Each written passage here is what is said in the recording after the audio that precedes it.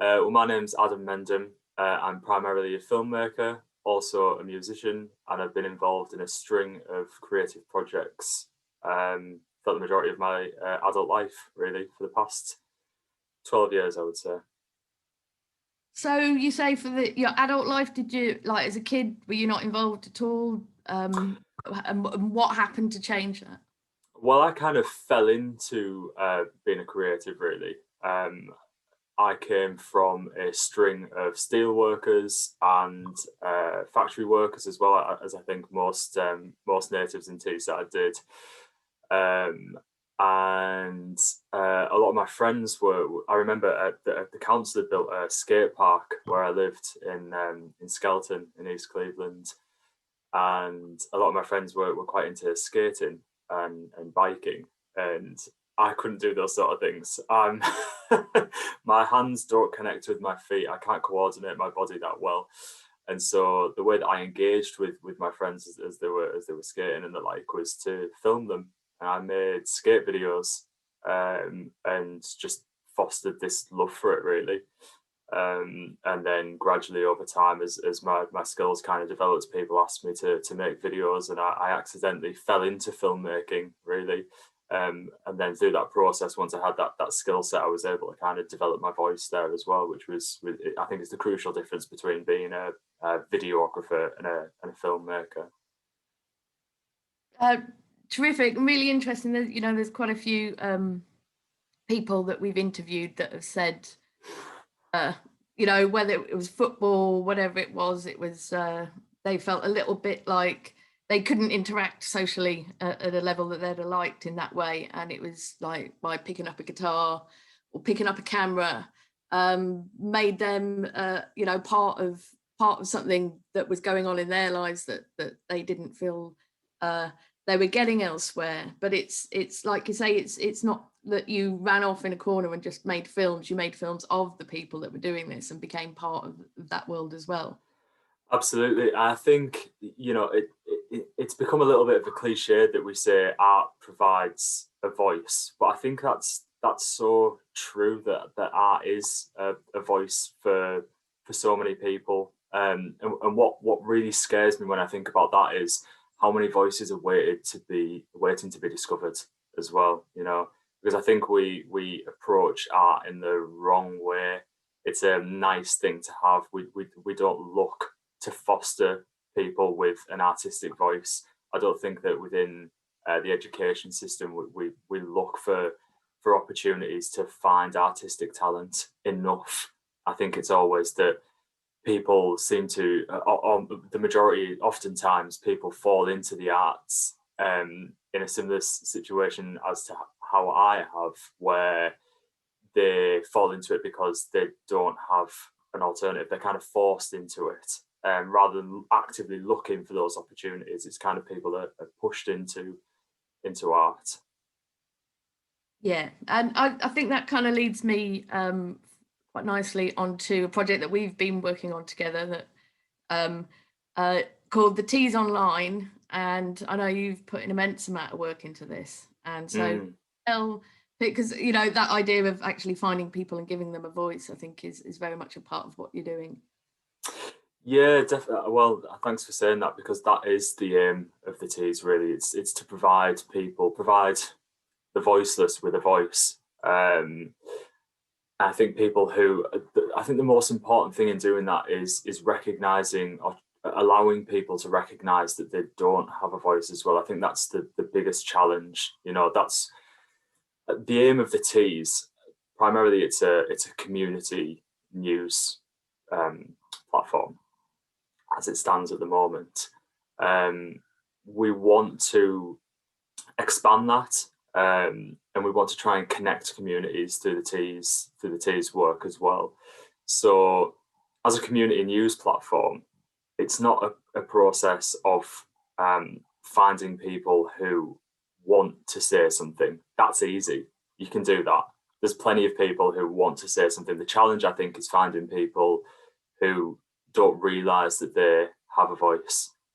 That's the big challenge that the Tees faces, and there's so many of us in Teesside who I feel don't have a platform because they don't realize that they can have a platform as well. And that's what the Tees Online hopes to challenge and make a difference on. Absolutely, and you know, so often the arts is the way of doing that, of giving voices to people. I worked with Thrive Teesside last year. Was it earlier this year? So hard to tell, isn't it? And they'd done that, you know, they'd run workshops with people that hadn't written before, who didn't know they could write, and help them to do so. And you know, they had they've got their name in print in these lovely. They had a launch event at the Arc, and you could see when something like that happens, you can see people grow, you can see their confidence grow, and their idea of who they are and what they're capable of expand out. Absolutely, it's a self-esteem thing, isn't it? And I think it's also, so it's giving people a voice, but it's also giving people value in ways that they didn't know that they could value themselves as well. So as a writer, as an artist, as a videographer or photographer, we've seen people sort of cross thresholds that they wouldn't normally have crossed before as well. And we're seeing also, interestingly, worlds colliding as well.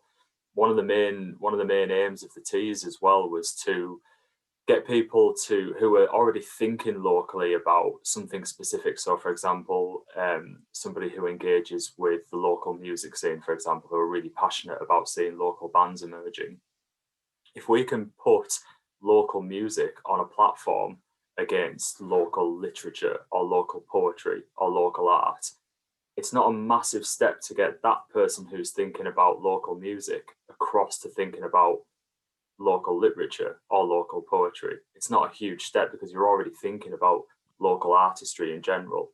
And then once you do that, you start, it's not a massive step to get them thinking about, okay, so what about local food producers, for example? And the idea is to create this ecosystem of local thinkers, doers, creatives, all feeding into each other and creating this symbiotic, beautiful mess that works. Perfect.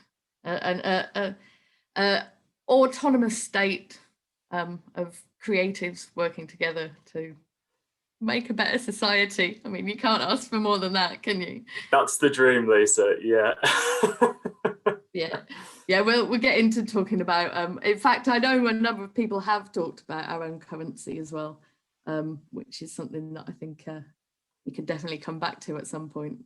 Our own currency. Wow. Yeah, that is ambitious, but again, I think once everybody's thinking locally, and once we are buying and exchanging, and you know, even engaging in things like skills sharing, having like I know that Liam at the Auxiliary, for example, he has a tool bank for artists, for people to share things like, I don't know, a saw or a drill or something for people who are creating work. It's the same sort of concept. It's exactly the same concept, you know, like currency doesn't necessarily have to be, you know, dollars in the bank. That's the whole thing. It's like if you open up a tool share to somebody, then you earn currency that you can then spend elsewhere within the creative community. So it can be absolutely as much as anything. So we're already trading in it. Yes, we are. Yeah. We just don't have a name for it. Maybe we'll ruin it if we give it a name. I don't know. Maybe we need to expand it more. I don't know. I mean, you know, the idea of being out there is often enough. So we haven't talked very much about your filmmaking, and we haven't covered. I mean, we can do two in one: that lockdown and how it's affected your creative practice. Yeah. Well, obviously, the act of filmmaking it's a very physical act. You have to be out in the world. I think because for me, for my filmmaking, I pay attention to the nuances in the way that conversations happen, the way that humans present themselves. I'll really strive for like a human feel in my work. And that's difficult, obviously, when you're distanced from humans. There's only so much of those nuances that you can get over in a virtual space like this. And so it is difficult. You don't pick up on subtle body movements, for example, or subtle facial expressions that you otherwise would. So it has presented a challenge. It's not stopped me being creative, though. Actually, in a lot of ways, it's forced me to be more creative, and I know that's not the case for everybody, and that it's not something that I've actively tried to do either as well. I think there's been a lot of pressure on people to, to think and keep creating during lockdown, and that pressure isn't acceptable whilst the world is undergoing a global pandemic. In the times that we're living in, it's tough. But for me personally, I think it has forced me to be creative, to think about, well, what can I do with found footage? What can I do with bad quality photography or bad quality footage that's shot on a phone camera in someone's living room with poor lighting and poor audio? And actually, I've loved it as well. And what I've learned is that you actually achieve, in some ways, much more of an honesty in that way. Removing the high production value of my art form, I think actually allows you more honesty, because it feels real. It feels like it's coming from somewhere personal. When your interviewee, for example, is holding their camera, it's like you're much more intimate. It's like you're an extension of them. It's like you're hearing their internal monologue rather than me being present in the room. So in some ways, actually, my art has benefited from it. Weirdly, unintentionally. Yeah, I mean, obviously I was doing this project last year as well for Middlesbrough Art Weekender. And yeah, it's kind of very different doing it via Zoom. Some ways it really benefits, I guess. People often are more comfort in their own home, and they've kind of got their notes like when they need it, and so it's that way. But yeah, I mean, some of it, I mean, obviously I'm subtitling it all anyway, but that won't just be for benefit of deaf people. It's that Zoom, that it breaks down. People have just got to accept it's a 42-hour long documentary, no frills. The people walking in the background, my kids interrupting, whatever goes on, because this is the platform we're dealing with it with. And as you say, I guess that makes it just a bit more honest. Well, this is the other thing as well that it's allowed me to do. It's forced me to change my perspective a little bit too. So the work that you've done, Lisa, on making sure that all the content that you're producing and working on during lockdown is inclusive. And it's forced me to think that way as well. How can I make my content more inclusive for people? And that is so important. It's something that I didn't attribute much value to before. I always just assumed that what I was doing was inclusive, and that, I think, is the real danger. So as well as my art becoming more honest by proxy or whatever, it's forced me to change my perspective on how can I be more inclusive to everybody, and that extends past visual and hearing. It extends beyond that. We're talking about mental health as well, loneliness, isolation, people from deprived areas as well who don't have access to technology. Okay, so how do we reach them? Yeah, I had a project collapse just because the people that we'd be working with just didn't have tech for it. And I guess because that was a project that we pitched for just before lockdown, and I was glad to see that projects that have come after have included that awareness and had in the budget of their pitches getting technology for people, because they're very much the voices that we need to hear. 100%, absolutely. And I'm glad to see that Overton window of what's acceptable is shifting. So important. And I'm glad to see. It's no surprise to me that it seems that the creatives are the ones that are leading the way on that. And I'm just glad that I can be part of that, really. Yeah, well, someone very clever once said, the future exists first in imagination, then in will, then in reality. And at least I think we're now at a point where we're set about making it a reality rather than just sit about imagining it. Yes, absolutely. Let's fabricate it. Let's do it. Brilliant. I'm going to leave it there. I don't think there's a better point at which to leave it. It's been an absolute pleasure as ever, and let's raise a glass again when we get out. Absolutely. Thanks so much for having me, Lisa. Really appreciate it. Toodle pip. Bye bye for now.